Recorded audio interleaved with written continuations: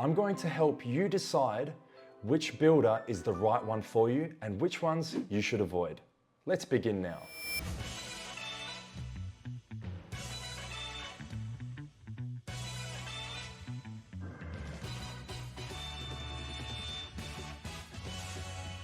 Before we embark on your new home building journey, we first need to uncover what your wants and your needs actually are. So grab a pen and paper. These first 5 questions are for you. Question number 1, what's your budget? Whenever we're talking about budget, I want you to think of the maximum number that you're willing to spend on your build, inclusive of site works. Whenever I've encountered clients in the past that have given me a range, they always end up spending the maximum number anyway. That is, unless they're an investor. So let's go ahead and write down that figure. Question number 2, what are the most important aspects of a builder to you? Whenever we're discussing a builder's strengths and weaknesses, there are 4 key items we need to have a look at. The first is construction quality. The second is construction cost. The third, construction timeframe. And the fourth, administrative timeframe. Ranking these 4 elements from 1 to 4, 1 being your highest priority and 4 being your least, is going to be crucial in selecting the right builder for you. Every builder has their own strengths and weaknesses. Some builders will do an incredible job, the quality will be outstanding, the time frame will be outstanding, but you're gonna have to pay for it. Conversely, if you're looking to build something very quick and very cheap, the quality is not gonna be there. Question number 3, what is the purpose of this home? Is it going to be your forever home? Is it your first home and you're just looking to get out of renting? Are you an investor? Are you going to potentially lease out the home in the future? Whatever the case may be, go ahead and write down your answer because we're going to use it later on. Question number 4, how much customization do you need with the design and the floor plan? The reason this is important is because there are builders out there that can do any floor plan and any drawings that you could possibly want. And there are builders out there that have standard floor plans where you can't make any changes. Now, if you're an investor or a first-time homeowner, this might not be an issue for you. But if you're after a specific type of home or you have a vision in your mind that you want to achieve, then this is going to be a really important question for you to answer clearly before we speak to any builder. Question number 5. This is the last question that we'll need to write down the answers for. And this is the last question we're really asking ourselves, and that is, what are your non-negotiables?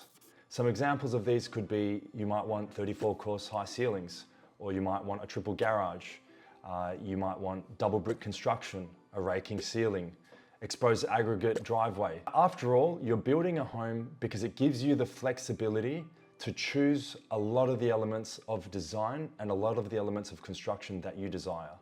So write down that list because we're going to need that later. Just quickly, you're doing great if you've made it this far in the video. So the first 5 questions we've had answers to are really going to help narrow down the list of builders that could be the potential winner for us. So questions 1 to 5, this is what you're going to need to use when you're booking appointments with builders. So sometimes you'll be able to chat to builders over the phone to get some of the information you need to see whether or not they qualify to be on your list. Other times you're going to have to book an appointment with a builder rep to get the answers that you're after. So let's go into part 2 of this video, which is all about which questions we should be asking the builder to figure out if they're the right fit. In today's market, there is a lot of trust issues out there, and rightfully so. There are so many builders going under and so many dishonest salesmen out there. It's normal for you to not really trust anything or anyone. Now, if you know someone in the building industry that you do trust, they're going to be an incredible resource for you, and I encourage you to go and speak to them first. That's what I would be doing. That way, when you do ask them these questions, you're going to at least know that the answers you're getting are the truth. If you don't have someone like that, you're unfortunately going to have to engage with builder reps. Using your own intuition, your gut instinct, and doing a little bit of research is going to help you uncover whether or not they're telling you the truth. Unfortunately, there are people out there that are dishonest. There are a lot of honest people out there too. But when you're making such a huge investment, it's best not left to chance. So let's go ahead and go into the 5 questions I want you to ask when you're chatting to builder reps. This is the fun part. You actually need to start interacting with other people to get the answers that you want. The first thing we're going to do is we're going to start talking to builders, whether they're reps over the phone, in a display village, or in a first appointment. You're going to need to tell them what your budget is. So we uncovered that in the first part of this video, and also let them know what the purpose of this home is. The more honest and transparent you are with them, the more they're going to be able to help you. So don't shy away from that. The next step is to talk to the builder about your non-negotiables list. Go through each item and make sure that they can deliver on your requests. If they can't, that's the fastest way to cross a line through them and move on to the next builder. Again, if you're wanting a customized floor plan or a custom design, ask the question, can they do it? If you're not wanting a custom design, make sure they have a floor plan that meets your needs. Otherwise, there are plenty of other builders out there that are going to be able to help you. Question number 2 for the builder is, do you issue price rises during construction? There are some builders out there that will pass on any price rises to the customer, and there are other builders that will not issue a price rise to a customer during construction ever. The reason this is so important is because whenever you're comparing on price, there's a huge difference between a price where it's not subject to change and one that can potentially go up during the admin and construction process. Question number 3, this is my favorite question to ask. I think if you ask this question, it's going to really show the person you're talking to that you've done a little bit of due diligence, and that is, what is your price hold period and how does it work? You're going to hear this terminology a lot when you're talking to builders, price hold period. And each builder's price hold period will be a little bit different in terms of the duration. However, that's not what I'm most interested in finding out. For today's example, let's say a builder says they have a 6-month price hold period. That's great. But what you really need to uncover is what events trigger a price rise. So some builders will say to you, we have a 6-month price hold period as long as we receive formal finance and a contour survey within that 6-month period, you'll never see a price rise.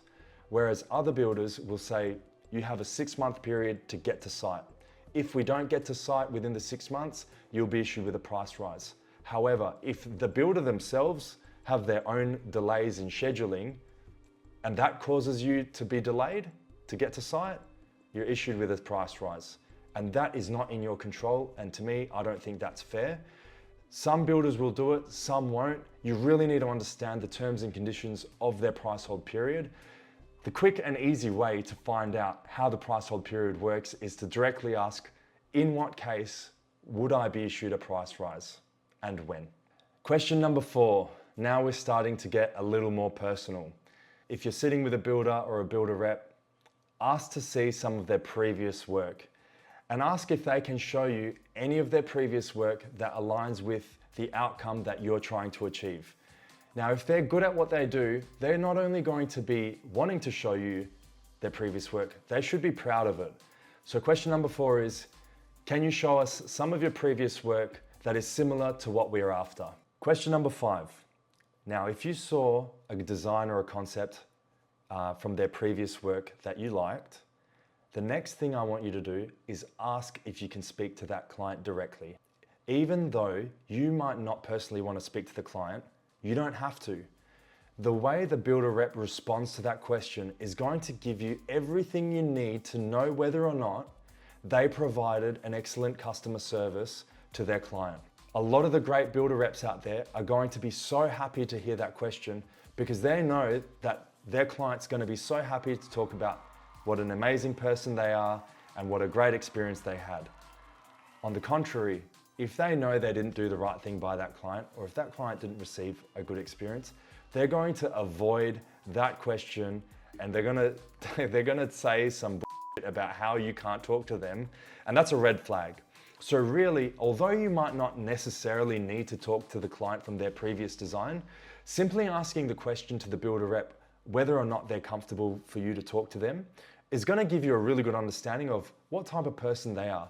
After all, you're going to be investing a huge amount of money with these people.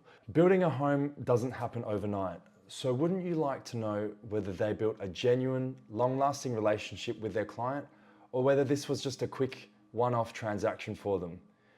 Building a home is such a personal experience. I think it's really important that you deal with someone that genuinely cares for you and has your best interests at heart. So just to give you guys a bit of a recap, the first 5 questions we went through was really about discovering your own wants and needs.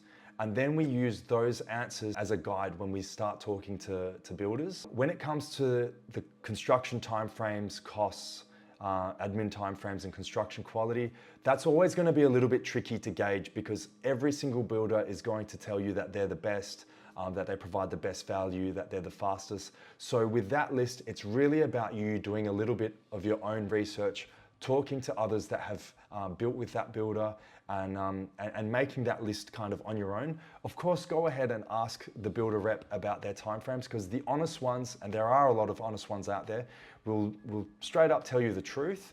And an easy way to spot that is if they tell you something that isn't great, right? So if you're talking to a builder and they're saying that their custom kitchens are amazing and their construction quality is amazing, but they're a bit on the pricey side, then at least you know that mostly what they're saying is true.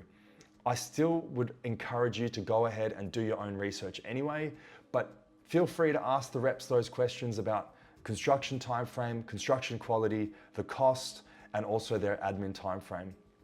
One thing to look out for when it comes to discussing the cost of builds with builder reps, some of them aren't really honest when it comes to the total price of things. The easiest way to get the answer that you need is to ask for an itemized quote.